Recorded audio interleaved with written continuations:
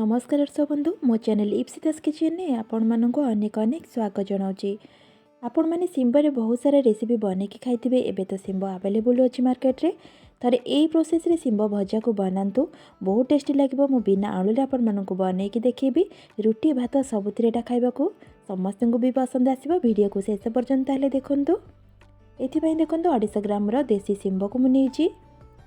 ताकू देखंतु एम्ति दी साइड रो सूता टाइप रो जो बाहर ताकू छड़े नबा। छड़े की छुरी साहाଯ୍ୟରେ मझुरी ताकू दुई फाळ करि नउची। जेहेतु एटा छोटो सिम्ब मु ताकू दुई फाळ करि नउची।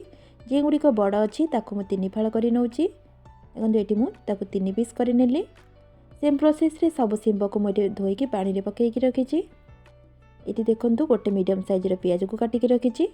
8 ରୁ 10 कला रसुण को छेचिकी रखिची। गैस रे कड़ाई बसैथिली, सेतिरे सोरिष तेल को दे दोची। एटा को सोरिष तेल रे बनेबे भजाटी बहुत ही टेस्टी लागिबो खाइबा पई। हाफ स्पून सोरिष एवं हाफ स्पून जीरा को एठी दे दोची। ताकू टिके फुटिबा पई छाडी दबा। आपण माने जीरा सोरिष जगह रे फुटण भी नै परिबे। एबे देखंतु जीरा सोरिष भले से फुटी आसलानी। दुईटी सुखिला लंका को मझुर चिरिके ताकू पकेई दोची।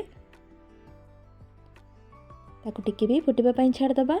मुईटा को बिना आलू रे बनउची। आपण मानकु जदि आलू पसंद थिबा आपण माने सिम्ब सहित आलू को भी देकी भाजी पारिबे। एठी देखंतु जो रसुण को छेचिके रखथिली ताकू दे दोची।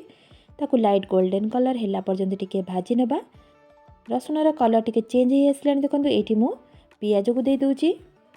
पियाज को लाइट गोल्डन कलर हैला पर्यंत टिके भाजीबा। एठी टिके पियाज रो क्वांटिटी अधिक थिबे जहा द्वारा कि भजाटी टेस्ट लागिबो खाइबा पई। पियाज भी देखंतु हल्का एठी भाजी हे गलानी। एतिके ही भाजीबे। एठी हमें सिम्ब को ऐड करबा। मु एटा को देसी सिम्ब नैची। आपण माने हाइब्रिड सिम्बर मध्ये एटा को बनै परिबे, किंतु देसी सिम्बर टेस्ट टिके अलग आसीबो। ताकू भले से बे गोळै नउची। एटी स्वाद अनुसार लूण को दे दोची। हाफ स्पून हळदी को ऐड करूची।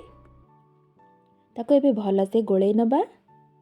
गोळै की मीडियम फ्लेम रे बिना पानी देई की आमे ताको 5 मिनिट पर्यंत कवर करि नेबा।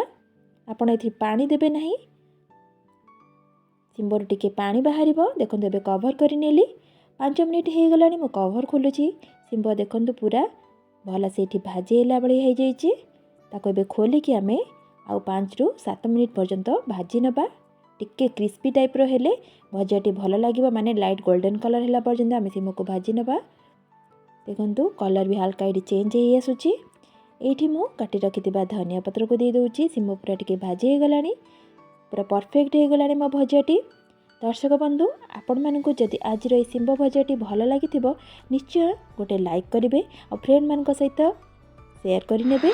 जदि ए पर्यंत मो चैनल को सब्सक्राइब करि नांदी प्लीज टिके सब्सक्राइब करि नेबे। आ प्लीज मते टिके सपोर्ट करंतु। आपण मानक सपोर्ट द्वारा मो टिके आगो को बढ़ी परिबी। ताले आपण माने एमती प्रोसेस रे थारे भजा को बनांतु। गरमा गरम भात रुटी सहित खाइबे बहुत ही बढ़िया लागिबो। ताले आज पे रहउची। पुणी आसीबी नेक्स्ट वीडियो रे। नमस्कार।